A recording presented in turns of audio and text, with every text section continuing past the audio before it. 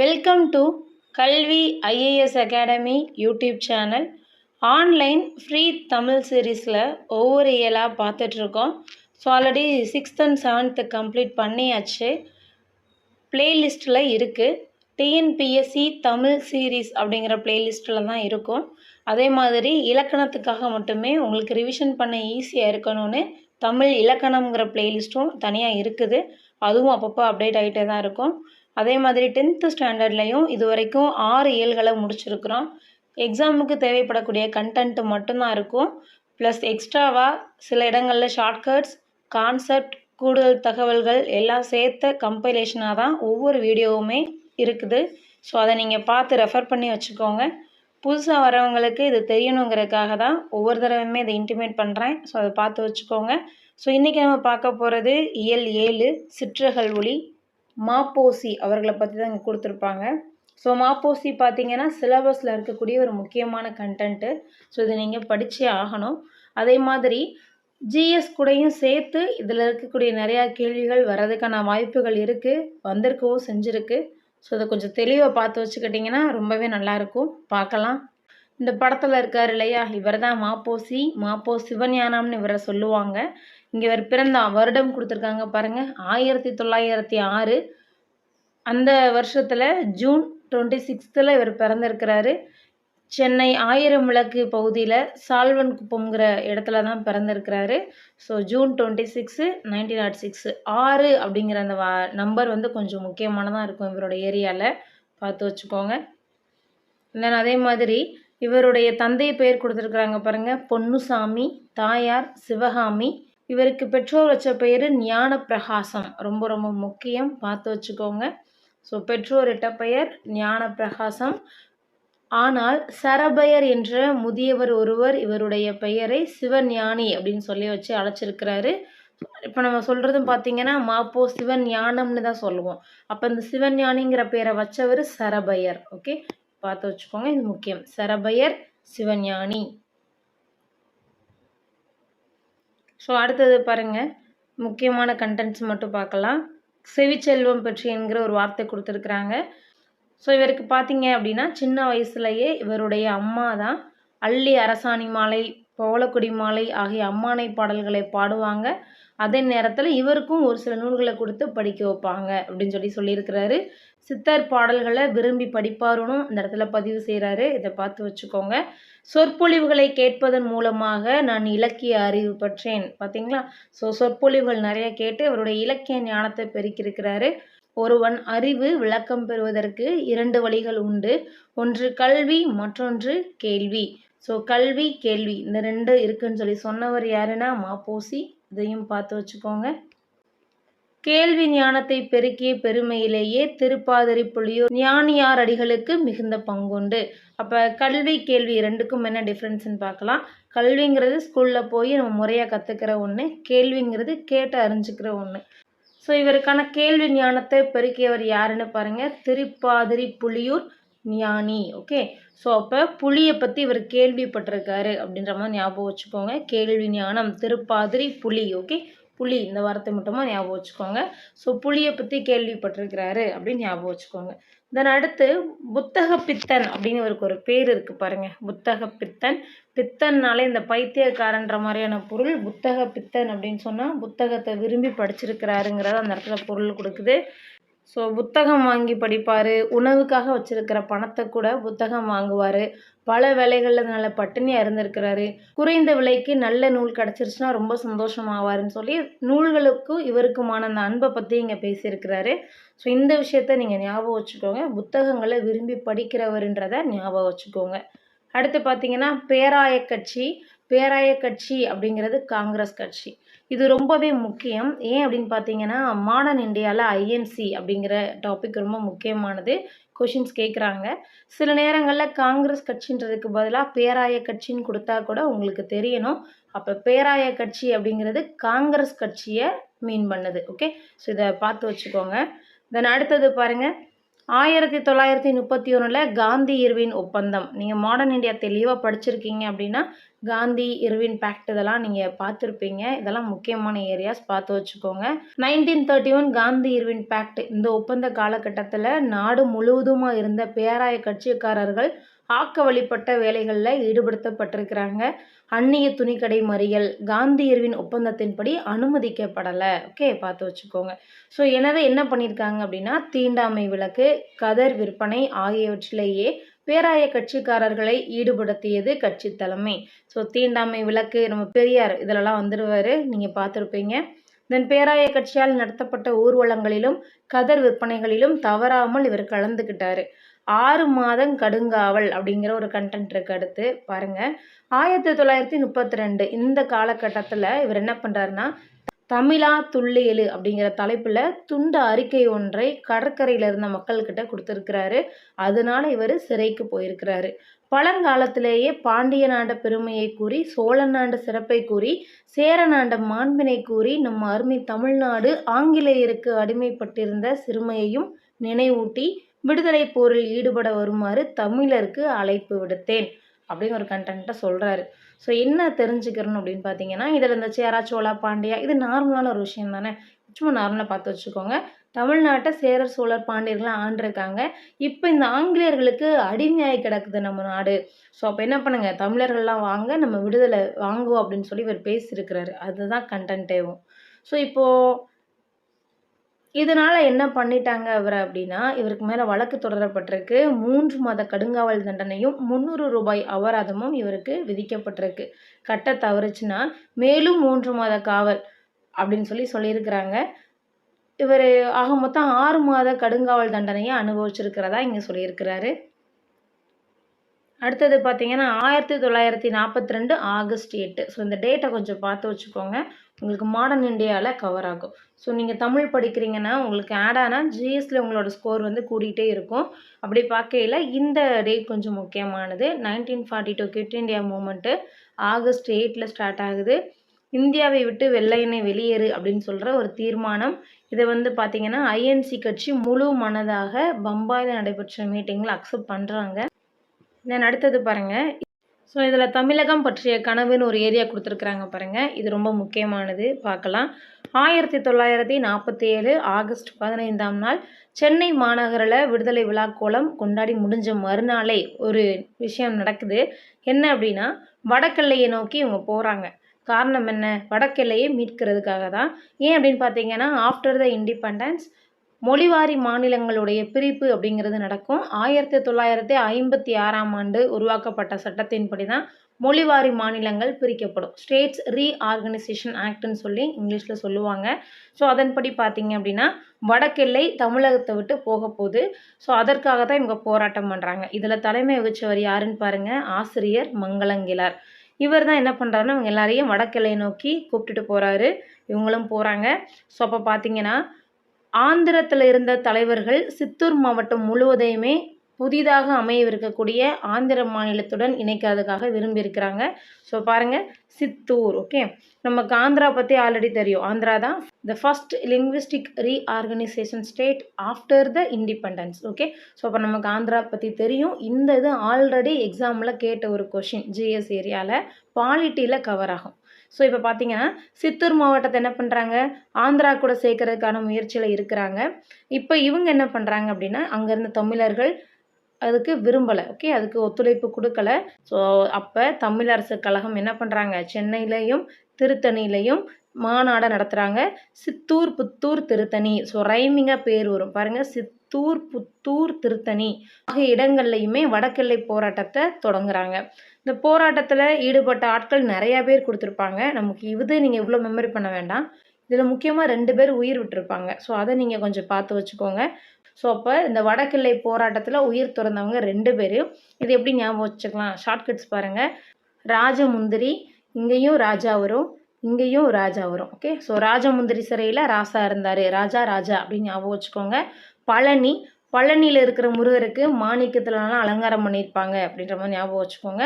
பழனி மாணிக்கம், புரிஞ்சா? ஸோ அப்போ இவங்க இந்த 2 ஆட்களுமே போராட்டத்தில் உயிரிழந்திருக்காங்க, வடக்கெல்லை போராட்டத்தில். அடுத்ததாக பாருங்கள், சர்தார் கே.எம். பணிக்கர் தலைமையில் மத்திய அரசால் அமைக்கப்பட்ட மொழிவாரி ஆணையம் சித்தூர் மாவட்டம் முழுவதையும் ஆந்திராவிற்கு கொடுத்து விட்டது. ஸோ இப்போ சித்தூர் ஆந்திரா கூட இருக்குன்னா அது காரணம் என்ன? பணிக்கர் கமிட்டி தான் காரணம். அதனை எங்களால் ஏற்க முடியவில்லை. ஸோ இப்போ இந்த கோட்டை பாருங்கள். மாலவன் குன்றம் போனால் என்ன, வேலவன் குன்றமாவது எங்களுக்கு வேண்டும் அப்படின்னு கேட்குறாங்க. மாலவன் குன்றம் அப்படின்னு சொல்லக்கூடியது ஆந்திராவில் இருக்கக்கூடிய திருப்பதியை குறிக்குது. ஸோ அப்போ இவங்க என்ன சொல்கிறாங்க, மாலவன் குன்றம் போனால் போகட்டும்ப்பா, அட்லீஸ்ட் வேலவன் குன்றமாவது எங்களுக்கு வேணும்ப்பான்னு சொல்லி இவங்க சொல்கிறாங்க, பணிக்கர் தலைமை. ஸோ இப்போ அடுத்ததாக என்ன நடக்குதுன்றதை பாருங்கள். அதன் விளைவாக தான் படாஸ்கர் ஆணையம் அமைக்கப்பட்டு திருத்தணி வரையிலுள்ள தமிழ் நிலங்கள் மீட்கப்பட்டன. அப்போ மாலவன் குன்றம்னு சொன்னால் திருப்பதி, வேலவன் குன்றம் அப்படின்னு சொன்னால் அது திருத்தணி. ஓகே, ஸோ படாஸ்கர் திருத்தணி பார்த்து வச்சுக்கோங்க. இதை எப்படி ஞாபகம் வச்சுக்கலாம்? ஷார்ட்கட்ஸ் பாருங்கள். படாஸ்கர். ஸோ படாஸ்கர் அப்படின்னா பட்டாசு அப்படிங்கிற மாதிரி பாருங்கள். பட்டாசு நம்ம வெடிக்கிறோம், அதிகமாக வெடிச்சுட்டே போகுது, ரொம்ப படப்படம் அதிகமாக வெடிக்குது அப்படின்னா அந்த விபத்தை தவிர்க்கிறதுக்கு தண்ணியை பக்கத்தில் வச்சுருப்போம். தண்ணி. ஓகே, திருத்தணி. பட்டாசை தண்ணி ஊற்றி நம்ம தணிச்சிருவோம் அப்படின்ற மாதிரி ஞாபகம் வச்சுக்கோங்க. அதே மாதிரி இந்த பணிக்கர் எப்படி ஞாபகம் வைக்கலான்னு பாருங்கள். பணிக்கர், பனி. வேலைன்னு வந்துட்டால் வெள்ளைக்காரண்டான்னு ஒன்று சொல்லுவாங்க, பார்த்துருக்கீங்களா? ஸோ பனி, வேலைக்கு போகணுன்னா எந்திரா, எந்திரிச்சியமா வேலையை பாரு, எந்திரி, பனி இருக்குது, எந்திரிங்கிற மாதிரி ஞாபகம் வச்சுக்கோங்க. ஸோ பனி, எந்திரி, அதை ஞாபகம் வச்சுக்கிறணும். பட்டாசு வெடிக்கும்போது தண்ணி பக்கத்தில் வச்சுருப்போம். இந்த ரெண்டையும் ஞாபகம் வச்சுக்கிட்டிங்கன்னா போதும். ஓகே, தென் அடுத்தது பாருங்கள். வடக்கு எல்லையாக ஆந்திரா பிரிக்கப்பட்டுருச்சு. ஆந்திராவுக்கு கீழே, ஆந்திரா ஒட்டின பகுதியாக தான் நம்மளுடைய சென்னை பகுதி இருக்குது. தமிழ்நாட்டில் இருக்கக்கூடியதான் அந்த சென்னை, தெரியும் இல்லையா? ஸோ இப்போ என்ன பண்ணுறாங்க அப்படின்னா, ஆந்திரா மாநிலம் பிரியும் போது சென்னை தான் அதனுடைய கேபிட்டலாக இருக்கணும்னு சொல்லி ஆந்திர தலைவர்கள் விரும்புகிறாங்க. விச் மீன்ஸ் என்ன, வடக்கெல்லைக்கேவும் சென்னையும் போகிறதா ஒரு பிளான். ஸோ அப்போ என்ன பண்ணுறாங்க அப்படின்னா, சென்னை மாகாணத்தில் இருந்து ஆந்திரம் அமைவதற்காக ஏற்படுத்தப்பட்டிருந்த நீதிபதி வாஞ்சு தலைமையிலான ஒரு நபர் ஆணையம் ஆந்திரத்தின் தலைநகராக சென்னை இருக்க வேண்டும் என்ற இடைக்கால ஏற்பாட்டினை பரிந்துரைப்பதற்காக அதிகாரப்பூர்வமற்ற கருத்துக்கள் நிலவின. ஸோ இப்போ என்ன பண்ணுறாங்கன்னா, சென்னையை பிரித்து ஆந்திரா கூட சேர்க்க போகிறதா, அதாவது ஆந்திரா சென்னையெல்லாம் சேர்ந்து ஒன்று, ஆந்திராவுடைய கேபிட்டலாக சென்னை இருக்க போகுது அப்படிங்கிற மாதிரியான ஒரு ஒரு கான்வர்சேஷன் நடந்துகிட்ருக்கு. இது இவங்களுக்கு தெரிய வருது. உடனே அப்போ தான் ஒரு தீர்மானம் நிறைவேற்றுறாங்க. என்னன்றதை பாருங்கள். தலையை கொடுத்தேனும் தலைநகரை காப்போம் அப்படின்னு சொல்லி சொல்கிறாங்க. எங்களுடைய கேபிட்டல் எங்களுக்கு வேணும். இப்போ தமிழ்நாடு ஆந்திரா கூட போயிடுச்சுன்னா தமிழ்நாடுங்கிற ஒரு விஷயம் என்னாகும்? ஸோ அதனால் தலையை கொடுத்தேனும் கடைசியாக பிரதமர் நேரு அவர்கள் என்ன பண்ணுறாங்க அப்படின்னா, ஆந்திர அரசின் தலைநகரம் ஆந்திர நாட்டின் எல்லைக்குள்ளேயே அமையும் அப்படின்னு சொல்லி உறுதி அளிக்கிறாரு. சென்னை தமிழருக்கே கிடச்சிருக்கு. ஓகே, இல்லை அப்படின்னா அந்த டைமில் மட்டும் இவங்க போராட்டம் பண்ணலை அப்படின்னு சொன்னால் இந்நேரம் சென்னை தமிழ்நாட்டில் இருந்திருக்காது, ஆந்திராவுக்கு தான் இருந்திருக்கும். ஆந்திராவுடைய கேபிட்டலாக தான் முக்கியமாக இருந்திருக்கும். சரியா? அடுத்தது பாருங்கள், தெற்கெல்லை போராட்டம். அப்போ நம்ம இது வரைக்கும் 2 போராட்டம் பார்த்துருக்கோம். ஒன்று வட எல்லை போராட்டம், ஆந்திரா பற்றினது 2 கமிட்டி பார்த்தோம். படாஸ்கர் கமிட்டி திருத்தணியை கொண்டு வந்ததுக்காக, அதே மாதிரி Panicker committee Andhra. Okay, so இந்த 2 தான் நம்ம பார்த்துருக்கோம். இப்போ அடுத்ததாக சென்னை பார்த்தோம். இப்போ பார்க்க போகிறது தெற்கெல்லை போராட்டம். நான் முதலில் ஈடுபட்டது தெற்கெல்லை கிளர்ச்சியில் தான். இந்த பாயிண்ட்டு ரொம்ப ரொம்ப முக்கியம். இவரை பற்றின கொஷின்ஸ் கொடுத்தாங்கன்னா கொஞ்சம் புரிஞ்சு வச்சுக்கோங்க. முதலில் ஈடுபட்டது, இந்த புக்கில் பார்த்தீங்கன்னா ஃபஸ்ட்டு கொடுத்தது வடக்கெல்லை போராட்டத்தை கொடுத்துருப்பாங்க, 2வது தான் தெற்கெல்லை போராட்டம் வரும். ஆனால் மாப்போசி அவர்கள் முதல்ல கலந்துக்கிட்டது தெற்கெல்லை போராட்டம் தான். ஓகே, வடக்கெல்லை போராட்டம் கிடையாது. ஸோ இவர் தெற்கெல்லையை பற்றின முதல் பேச்சை பேசுகிறாரு. எங்கே அப்படின்னு பார்த்தீங்கன்னா 1946ஆம் ஆண்டு அக்டோபர் 25ஆம் நாள் நாகர்கோயில் பகுதியில் பேசுகிறாரு. ஓகே, அதுக்கப்புறம் பாருங்கள். ஸோ இப்போது வடக்கெல்லை ஆந்திரா. ஓகே, தெற்கெல்லை யார் கூட அப்படிங்கிற ஏரியா இங்கே கொடுத்துருப்பாங்க, இதை பார்த்து வச்சுக்கோங்க. ஸோ தெற்கெல்லை அப்படிங்கிறது கேரளா, அதாவது திருவிதாங்கூர் ஆட்சியில் இருந்து தமிழ்நாட்டை மீட்கிறதுக்கான போராட்டம் தான். இந்த தெற்கெல்லை போராட்டத்தில் பார்த்தீங்கன்னா திருவிதாங்கூர் ஆட்சி நடத்தின துப்பாக்கிச் சூட்டில் 2 பேர் இறந்துருப்பாங்க. உங்களுடைய பேரும் இங்கே இருக்கும் பாருங்கள். தேவசகாயம் செல்லையா அப்படிங்கிற 2 பேர் திருவிதாங்கூர் அரசு நடத்தின துப்பாக்கிச் சூட்டில் உயிரிழந்தவங்க. ஸோ நம்ம இதுக்கு முன்னாடி வடக்கிலே போராட்டத்தில் 2 பேர் பார்த்தோமா, அதே மாதிரி இங்கேயும் 2 பேர் இருக்காங்க. இதெல்லாம் இந்த கோயின்சிடன்ஸை ஞாபகம் வச்சிங்கன்னா மறக்காது. அதே மாதிரி இன்னொன்று பாருங்க, நேசமணி தென் திருவிதாங்கூரில் மிகுந்த செல்வாக்குடையவர். அவருடைய வருகைக்கு பிறகு போராட்டம் மேலும் வலுப்பெற்றது. ஸோ இந்த தெற்கு போராட்டம் யாருடைய வருகைக்கு பிறகு மிகவும் ஃபேமஸ் ஆச்சுன்னு பார்த்தீங்கன்னா நேசமணி அவர்கள் தான். அவரை பற்றின தனியாகவே ஒரு கண்டென்ட் இங்கே கொடுத்துருப்பாங்க. மார்ஷல் ஏ நேசமணி அப்படின்னு சொல்லி ஒன்று கொடுத்துருக்குறாங்க. இவர் நாகர்கோவில் நகரமன்ற தலைவராக இருந்திருக்கிறாரு. ஸோ இதெல்லாம் ரொம்ப தாண்டி போகிறமான ஒரு ஏரியாவாக இருக்கும். ரொம்ப டீப் இன் டு த மேட்டராக போகும். உங்களுக்கு என்ன தெரியணும்னு பார்த்தீங்கன்னா மார்ஷல் நேசமணி அப்படிங்கிறது அவரோட பேர். அதை பார்த்து வச்சுக்கோங்க. அதே மாதிரி இவருக்கு நாகர்கோவிலில் சிலையோடு மணிமண்டபமும் அமைந்திருக்கு. இதை பார்த்து வச்சுக்கோங்க. மார்ஷல் நேசமணி எந்த போராட்டம்னு பார்த்தீங்கன்னா தெற்கல்லை போராட்டம். ஓகே, திருவிதாங்கூர் அரசு கூட. இதை மட்டும் ஞாபகம் வச்சுக்கோங்க. இந்த கண்டென்ட்டு போதும். தென் அடுத்தது பாருங்கள், ஃபசல் அலி ஆணையம். ஃபசல் அலி ஆணையம் படிச்சிருப்போம் இல்லையா? ஸ்டேட் ரீஆர்கனைசேஷன் ஆக்டில் ஃபசல் அலி கமிஷன் படிச்சிருப்பீங்க. ஸோ இதெல்லாம் கொஞ்சம் ரிவைஸ் பண்ணுறதுக்காக தான் இந்த இடத்துல இந்த ஏரியா ஹைலைட் பண்ணியிருக்கோம். அதை பார்த்து வச்சுக்கோங்க. இதன் அடுத்தது பாருங்கள், புறநானூற்றிலும் சிலப்பதிகாரத்திலும் தமிழகத்தின் வடக்கெல்லை வேங்கட மலையாகவும் தெற்கெல்லை குமரி முனையாகவும் கூறப்படுவதனை படித்தபோது எனது நெஞ்சம் இரும்பூது எய்தியது. மலையும் கடலும் ஒரு நாட்டின் இயற்கை வளங்களாக அமைவதென்பது அந்த நாட்டின் தவ பயனாகும். அந்த தெய்வீக எல்லைகளை ஓரளவேனும் தமிழகம் திரும்ப பெற்றது என்பதே என் வாழ்வின் மகிழ்ச்சியாகும். ஸோ இதெல்லாம் தான் இந்த கண்டென்ட்டில் இருக்குது. ஸோ அப்போ பாருங்கள், நம்ம தமிழ்நாட்டில் 2 போராட்டம் முக்கியமானது. East side, west, north, south. அதாவது இங்கே கிழக்கு, மேற்கு, வடக்கு, தெற்கு. ஓகே, ஸோ இது நமக்கு இதான் நம்மளுடைய எல்லைகள். இதில் ரொம்ப முக்கியமானதாக பார்த்தீங்க அப்படின்னா 2 போராட்டம் ரொம்ப முக்கியமானது.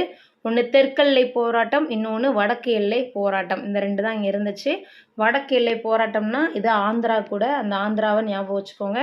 தெற்கெல்லை போராட்டம் அப்படிங்கிறது கேரளா கூட. ஓகே, ஸோ கேரளா திருவிதாங்கூர் அரசை ஞாபகம் வச்சுக்கோங்க. அவ்வளோதான். அப்போ தமிழ்நாட்டோட இந்த எல்லைகள் அமைகிறதுக்கு இவ்வளோ பேர் போராட்டம் பண்ணியிருப்பாங்க. இவ்வளோ முக்கியமான வேலைகள்லாம் நடந்திருக்குன்றதை ஞாபகம் வச்சுக்கோங்க. இந்த அடுத்தது பார்க்கலாம், லெஃப்ட் அவுட் போர்ஷன்ஸை பார்க்கலாம். ஒரு சில ஏரியாஸ் நம்ம பார்க்கல இல்லையா, அதை பார்ப்போம். தெரிந்து தெளிவோம்ல இருக்குது பாருங்கள். சிலப்பதிகார காப்பியத்தை மக்களிடையே கொண்டு செல்ல விரும்பியிருக்கிறாரு. அதனால் இவருக்கு சிலம்பு செல்வருங்கிற ஒரு பேர் இருக்குது. 2 பேர் முக்கியமானது. ஒன்று சிலம்பு செல்வர், இன்னொன்று சொல்லின் செல்வர். சிலம்பு செல்வர் மாப்போசி, சொல்லின் செல்வர் ரா பி சேது பிள்ளை. ஓகே, பார்த்து வச்சுக்கோங்க. 2மே ஆல்ரெடி எக்ஸாம்ஸில் கேட்டது. குரூப் 1 லெவல்லையே கேட்ட கொஷின்ஸ் தான் இதெல்லாம். அதே மாதிரி சிலப்பதிகாரம் பற்றி தெரியணும்னா எழுதினவர் இளங்கோவடிகள், கண்ணகி, கோவலன், அதெல்லாம் கொஞ்சம் ஞாபகம் வச்சுக்கோங்க. இரட்டை காப்பியங்கள்னு இதெல்லாம் சொல்கிறோம். இதெல்லாம் லைட்டாக கொஞ்சம் ஞாபகம் வர மாதிரி பார்த்து வச்சுக்கோங்க. தென் அடுத்தது பாருங்கள், இதுக்கப்புறம் எத்திசையும் புகழ் மணக்குங்க ஏரியாவில் இருக்குது. ஆஸ்திரியா நாட்டு தலைநகரம் தான் வியன்னா. அங்கே இருக்கக்கூடிய அருங்காட்சியகத்தில் பேப்பரஸ் தாளில் எழுதப்பட்ட அரிய கையெழுத்துச் சுவடி ஒன்று கண்டுபிடிக்கப்பட்டிருக்குது. இந்த சுவடி சேர நாட்டு துறைமுகமான முசிறியில் வாழ்ந்த தமிழ் வணிகரும் எகிப்து நாட்டின் அலெக்சாண்ட்ரியா துறைமுகத்தில் வாழ்ந்த கிரேக்க வணிகருக்கும் இடையிலான ஒப்பந்தம், வணிக ஒப்பந்தம். இது கிபி 2ஆம் நூற்றாண்டின் இடைப்பகுதியில் ஏற்படுத்தி கொள்ளப்பட்டது. ஸோ இதில் ஒரு சில ஏரியாஸை இன்டெரக்டாக நீங்கள் ஞாபகம் வைக்கணும். ஆஸ்திரியா நாட்டு தலைநகரம் தான் வியன்னா, ஞாபகம் வச்சுக்கோங்க. சேர நாட்டுடைய துறைமுகம் தான் முசிறியில் இருக்குது. அதே மாதிரி அலெக்சாண்ட்ரியா போர்ட் எங்கே இருக்குன்னா எகிப்தில் இருக்குது. அங்கே இருக்கிறவங்க கிரேக்கர்கள். அப்போ இந்த தமிழர்களுக்கும் கிரேக்கர்களுக்கும் நடந்த ட்ரேடை பற்றினது தான் இந்த கான்செப்ட்டு. அடுத்தது நூல்வழி பாருங்கள். மாப்போ சிவஞானம் இவருடைய வரலாற்று நூல் எனது போராட்டம். ஓகே, மாப்போ சிவஞானம் எனது போராட்டம். சிலம்பு செல்வர் பார்த்தோம் இல்லையா, இப்போ தானே பார்த்தோம். ஏன் சிலம்பு செல்வர் யார், சொல்லின் செல்வர் யாருன்றதெல்லாம் பார்த்தோம். மாப்போசி, ஓகே, அந்த மாதிரி பேரையும் நீங்கள் ஞாபகம் வச்சுக்கிறணும். தென் இவருடைய காலம் கொடுத்துருக்குறாங்க 1906 இருந்து 1995 வரை. அதே மாதிரி இவர் சட்டமன்ற மேலவை உறுப்பினராக இருந்திருக்கிறாரு. எம்எல்சி, எம்எல்ஏ வேறு, எம்எல்சி வேறு, லெஜிஸ்லேட்டிவ் கவுன்சில். இப்போ தமிழ்நாட்டில் கிடையாது. எம்ஜிஆருடைய காலத்திலேயே இதை எடுத்துட்டாங்க. ஸோ அப்போ நம்ம இதில் இப்போ எம்எல்ஏ ஓரவை தான் இருக்குது, ஈரவை சிஸ்டம் கிடையாது. ஈரவை சிஸ்டம் இருந்தபோது இவர் இருந்திருக்கிறாரு. 1952 54 வரைக்கும் சட்டமன்ற மேலவை உறுப்பினராக இருந்திருக்கிறாரு. அதே மாதிரி 72 78 வரைக்கும் சட்ட மேலவை தலைவராக இருந்திருக்கிறாரு. ஓகே, ஸோ சட்டமன்ற மேலவை உறுப்பினர்னாலும் சட்டமன்ற மேலவை தலைவர்னாலும் வேறு வேறு, இவருக்கான இயர்ஸும் டிஃப்ரெண்ட்டு. ஸோ அதே மாதிரி பாருங்கள், தமிழரசு கழகத்தை தொடங்கியவர் யார்? ரொம்ப ரொம்ப முக்கியம். இந்த இதில் பார்த்தீங்கன்னா நம்ம ஃபுல்லாகவே தமிழரசு கழகம்ங்கிறத பார்த்துக்கிட்டே இருந்தோம். தமிழரசு கழகத்தை உருவாக்குனவர் யார் அப்படின்னு பார்த்தீங்கன்னா ம.பொ.சி. வள்ளலார் கண்ட ஒருமைப்பாடுங்கிற ஒரு நூலுக்காக 1966ஆம் ஆண்டு சாகித்ய அகாடமி விருது வாங்கியிருக்கிறாரு. தமிழக அரசு திருத்தணியிலும் சென்னை தியாகராய நகரிலும் இவருக்கு சிலை அமைச்சிருக்கிறாங்க. முக்கியமான பாயிண்ட்ஸ் நம்ம நோட் பண்ணியாச்சு இல்லையா? ஷார்ட்கட்ஸ் இப்போ கதையோட கேட்டிங்கன்னா கொஞ்சம் நின்றோம். ம.பொ.சிங்கிறத தடுப்பூசி அப்படின்னு ஞாபகம் வச்சுக்கோங்க. ஊசி போடுறது. ஓகே, தடுப்பூசி ஊசி அப்படிங்கிற ஞாபகம் வச்சுக்கோங்க. அப்போ நம்ம ஊசி போடும்போது என்ன பண்ணுவோம்? போராட்டம் பண்ணுவோம். கையை காட்ட மாட்டோம், காலை காட்ட மாட்டோம். ஸோ போராட்டம். அதே மாதிரி அடுத்து பார்த்தீங்கன்னா நம்ம ஃபஸ்ட்டே ஒன்று சொன்னேன், இவருடைய ஏரியாவில் 6ங்கிற நம்பர் முக்கியம்னு ஒன்று சொன்னேன். ஸோ அதான் அந்த 6ல் தான் இவர் பிறந்திருப்பார். அதே 6 தான் சாகித்ய அகாடமி விருது வாங்கியிருப்பார். ஸோ அப்போ நம்ம இதை எப்படி ஞாபகம் வச்சுக்கலாம்? ஊசி போடுறதுக்கு ஒரு போராட்டம் பண்ணுறோம். இந்த போராட்டத்தில் பெரிய பாடுபடுத்திடுறவங்க இருக்கிறவங்கள ஃபுல்லாக டாக்டர்ஸு நர்சஸ் எல்லாம் பெரும்பாடுபடுத்துகிறோம். அவங்களுக்கு வெறுத்து போகுது. நம்மளும் சாகுற அளவுக்கு விட மாட்டோம். அவ்வளோ போராட்டம் பண்ணுவோம். சின்ன குழந்தைங்க ஊசி போடுறத கூட நீங்கள் ஞாபகம் வச்சுக்கோங்க. காட்டவே மாட்டாங்க. ஒரு பெரிய பாடுபடுத்திடுவாங்க. கத்தி ஆட்டம் போட்டு விடவே விட மாட்டாங்க. ஏன்னா அந்தளவுக்கு வலிக்கும் அப்படிங்கிற அந்த பயம் அவங்களுக்கு இருக்கும். ஓகே, ஸோ அப்போ அக்கா தம்பி யாராக இருந்தாலும் சரி ஊசி போடுறதுக்கு அவ்வளோ பயப்படுவாங்க அப்படின்னு ஞாபகம் வச்சுக்கோங்க. தென் அடுத்தது பார்த்தீங்கன்னா சிவஞானம் சிலம்பு சி ரைமிங்கை ஞாபகம் வச்சுக்கோங்க. இதெல்லாம் நம்ம ஒரு கான்செப்டாக ஞாபகம் வச்சுக்கலாம். அடுத்து பார்த்தீங்கன்னா சட்ட மேலவை உறுப்பினர். இந்த உறுப்பினருங்கிறதுக்கும் தலைவருங்கிறதுக்கும் டிஃப்ரெண்ட் இருக்குது. உறுப்பினருங்கிறது சின்ன பதவி, தலைவருங்கிறது பெரிய பதவி. ஸோ உறுப்பினராக 52லேருந்து 54 வரைக்கும் இருந்திருப்பார். ரொம்ப ஷார்ட்டான டைம். 5 வருது பார்த்தீங்களா? 5 பெருசா 7 பெருசா? 7 தான் பெருசு. ஸோ 5 சிறுசு. சின்ன 5ல் உறுப்பினராக இருக்காரு. அதாவது 50ஸ்ல உறுப்பினராக இருக்கிறாரு. 70ஸ்ல தலைவராக மாறிடுறாரு. ஓகே, 7 தான் பெருசு. தலைவராக மாறிடுறாரு. தென் அதுக்கப்புறம் திருத்தணி நம்ம அவரை பற்றி படித்த ஏரியா தான். அப்போ அதெல்லாம் நீங்கள் விட்டுறலாம். இவ்வளோதான். ஸோ ஒன்ஸ் அகைன் பாருங்கள், ம.பொ.சியை தடுப்பூசின்னு ஞாபகம் வைக்கணும். ஊசி போடும்போது என்ன பண்ணுவாங்க? அக்கா தம்பியாக இருந்தாலும் சரி, யாராக இருந்தாலும் சரி பெரிய போராட்டம் பண்ணுவாங்க. போராட்டம் பண்ணி ஒரு பாடுபடுத்திடுவாங்க.